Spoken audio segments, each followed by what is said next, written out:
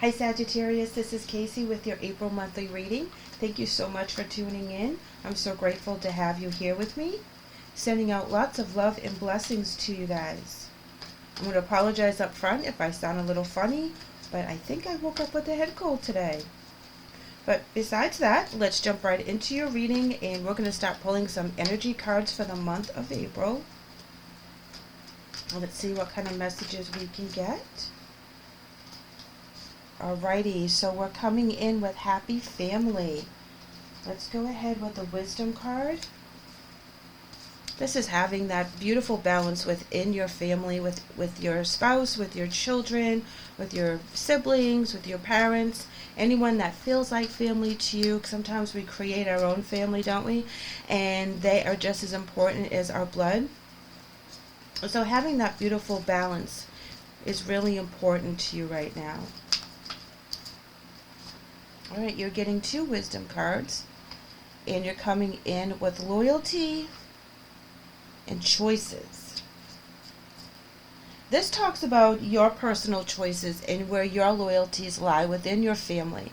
What are you willing to give up versus gain when something comes to pass and you really have to make a hard decision? Do you move out of state because the money's good, or do you stay within state because that's where your family is and that's where your kids go to school? Those are the kinds of questions and things that are going to be brought to your attention for the month of April. So it's important that you know exactly what it is that you want and what you're willing to sacrifice for what you want within the month. And we have to keep in mind that the happiness and the well-being of the family is what is in your forefront of your mind. This is what you're motivated to do.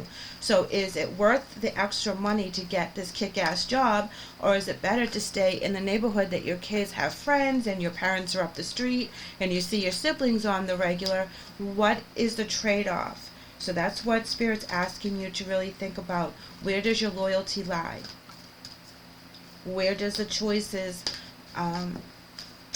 come into play within what is best for you and what's best for everyone else? Don't relinquish your power. Ooh. All right, well, I'm going to pull one more. Hold on. And be yourself. Okay, so I believe that this choice is being thrust upon you from someone else, and that you're not exactly on board with what they want you to do. This can be your spouse that says, hey, I have an opportunity to move out of state, pack the kids, we're out. And you're like, whoa, wait a minute, your mother lives with us, my mother's down the street, the kids are in school, we got someone graduating soon. There's a lot of different factors that you may not be ready to give up on, that someone is now pushing you into making a choice that is extremely hard. Do you follow your spouse, or do you stand by your family? So this is where you have to really be firm with your thoughts, be firm within your spirituality. Really listen to the guides and find out where you're supposed to be right now. What does your role play in all of this? And what will make you the happiest? Because you don't have to sacrifice for the sake of others if you're not going to be happy. And this is going to disrupt your happy family. You can move to a different state and hate it, and the job really sucks, and then want to come home. And you've already sold your house and moved away and, put everything in storage, and it'll be a huge issue, Is that worth the risk? Here we coming in with support with your spirit message, and it says people come into your life for many different reasons. Some people learn from, and then some people move on, while others return often because you need to keep learning from those individuals, and others remain beside you throughout your entire life. Interesting that this came in for the spirit message, guys, because I was just talking about having to move away from family members, or, letting your spouse go and figure out if this is the important thing that needs to be done for the family. There's a lot of different dynamics I'm coming up with right now, and I feel like you're caught between a rock and a hard place. That no matter what decision you make, someone's going to be upset, someone's going to be hurt, someone's going to be put out or felt left out, that their needs were not considered. And you're really kind of screwed no matter which way you go. So you have to make sure that you stay really grounded within yourself, that you are good with the answer in the decision you make, regardless of how anyone else feels. The shadow side in reverse, this is walking away from fears.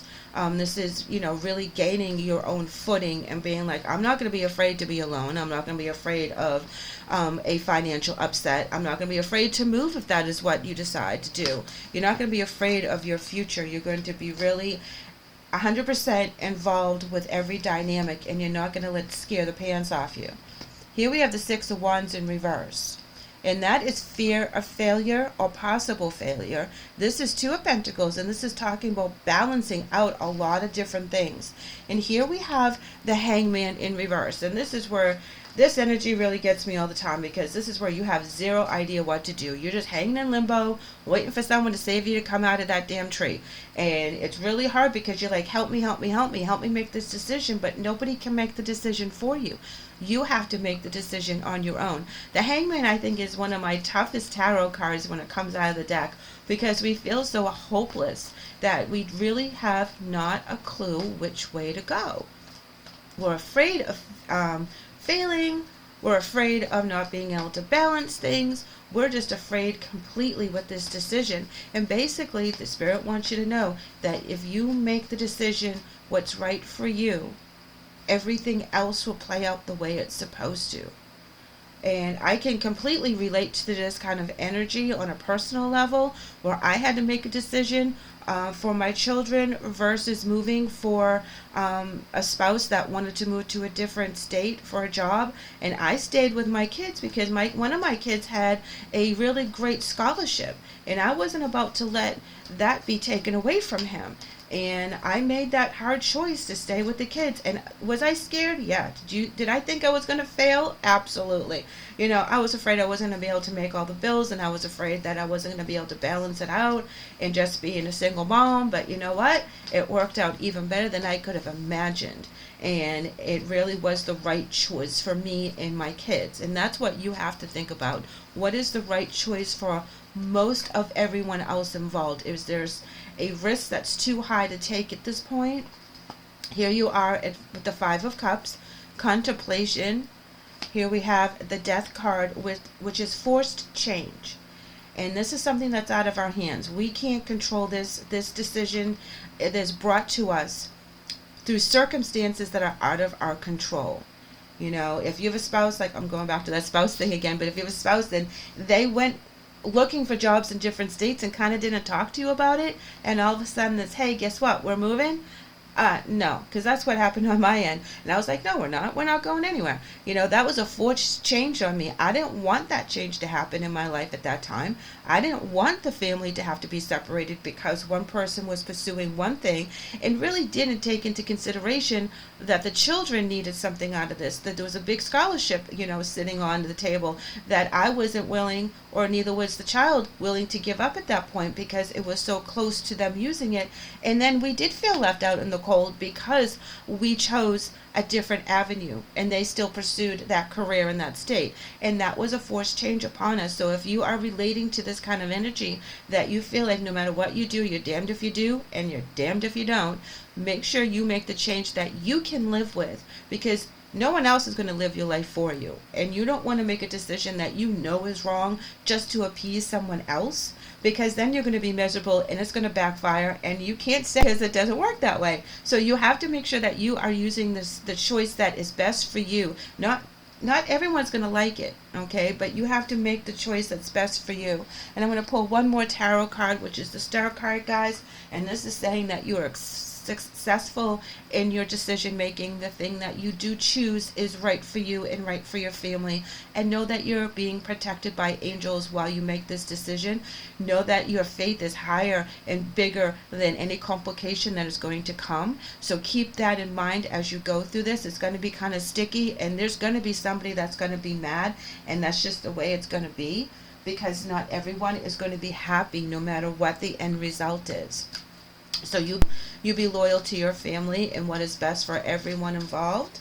And if some people don't like it, then that's a choice they made, as well as a choice you're making for the betterment of the family balance. Here we are with the angel message. Oops. This one wanted to come out. Grace and Antoinette. And it says, to help heal this situation, see the person's point of view with compassion. And I feel that this has to go both ways as well.